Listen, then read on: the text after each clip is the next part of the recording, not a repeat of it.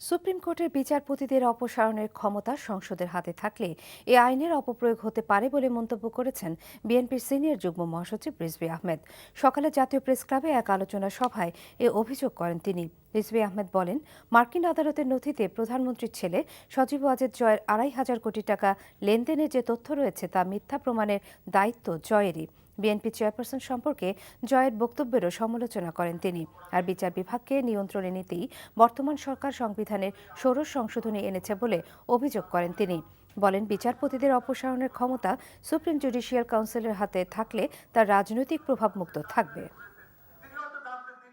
Smuggler সে MP হয়ে যাচ্ছে, অশিক্ষিত লোক এমপি হয়ে যাচ্ছে টাকার কারণে।